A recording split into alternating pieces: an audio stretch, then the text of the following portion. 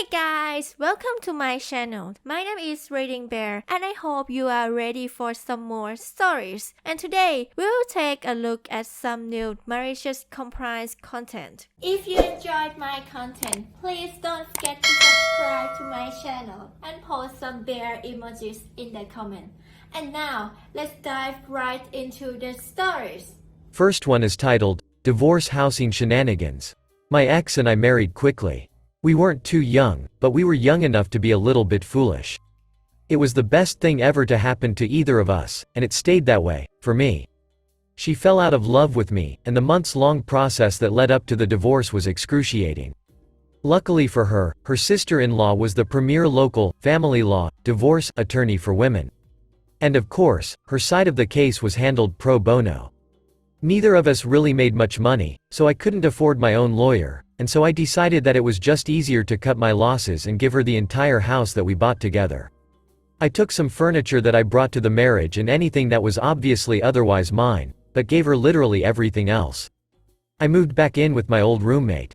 Everything was fine for a few months, but old what's-her-name eventually wanted to meet and hash out some details.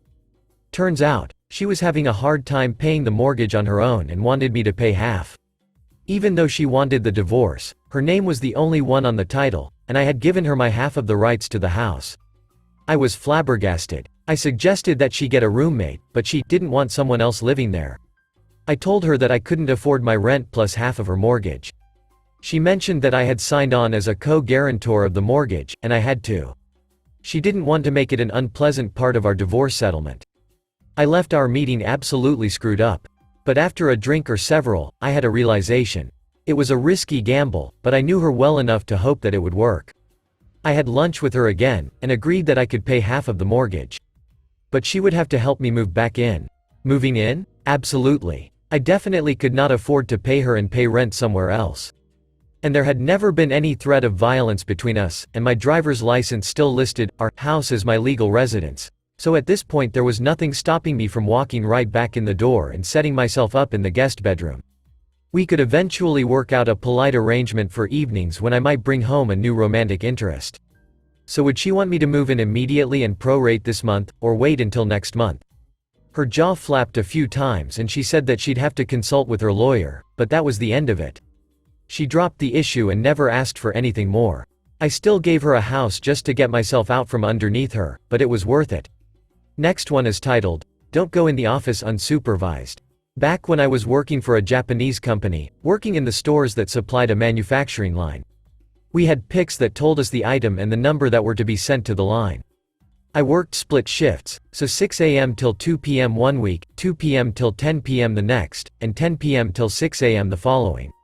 On this occasion my manager was sick for the day, 6 a.m. and office was empty. No biggie, as the night shift manager had printed the labels, so I went in and grabbed them and got to work. About an hour later I got called over the tannoy to report to the office, and came face to face with a manager I had never seen before.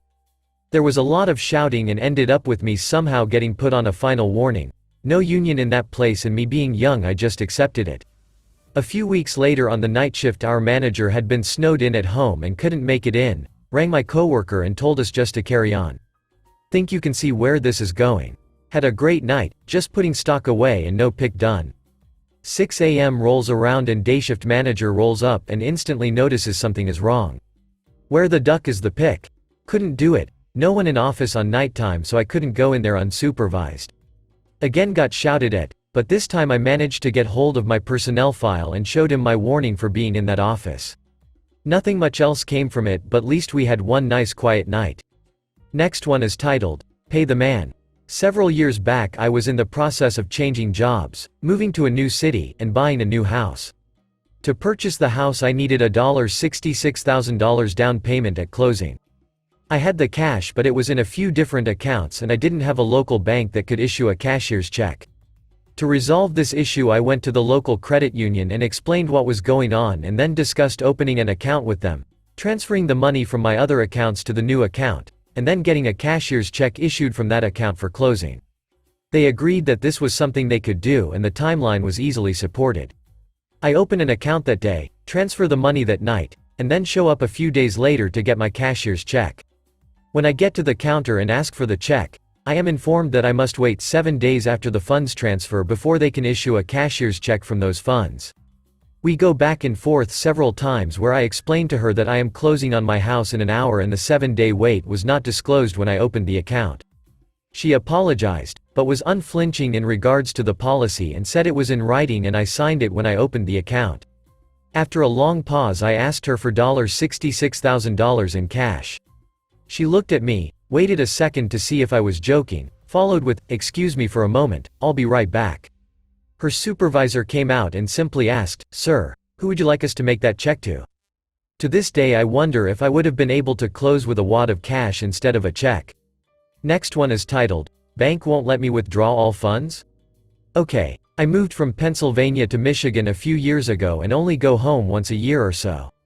A few years back I transferred the vast majority of my bank account to Michigan, but they were giving me a hard time about closing the account and so I withdrew all funds except for $1.31. I haven't touched the account since that time, so 2 years later I get a notice for inactivity stating that I will be charged $5 if my account remains inactive for 2 years. I spoke with 3 different people on the phone but they would not let me close out the account without incurring a fee, and since I'm never moving back to that town I refuse to pay them or add any money to the account. QMC. So, I have to interact with the account once every 2 years or else pay you $5. Fine, give me 1 cent please. When I was there in person last month I withdrew 1 penny from the account, so now it's good for another 2 years. The attendant definitely gave me a weird look, but at this rate my account will remain open for the next 260 years.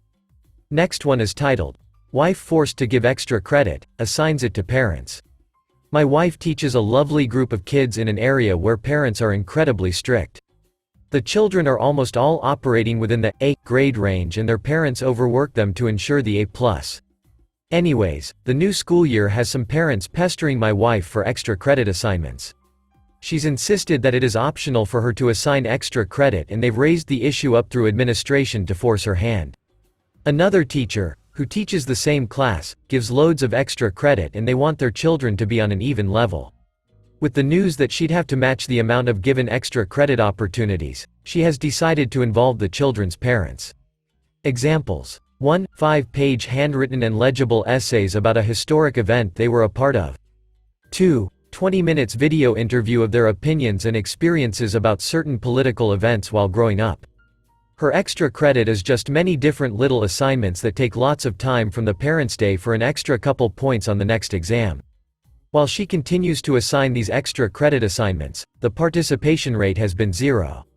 Next one is titled, "Your Job Isn't That Hard." So, a long while back, I picked up a part-time job at Applebee's for dishwasher. When I got there and was training for a week, there were always at least 2 people washing them, and often 3 during dinner rush. I was also trained as a cook, which isn't what I applied for, but I'm always more than happy to help where needed and do the best I can at jobs. To help understand why some of the things mentioned later matter so much, when it comes to dinner rush, the cooks will absolutely need certain plates at certain times.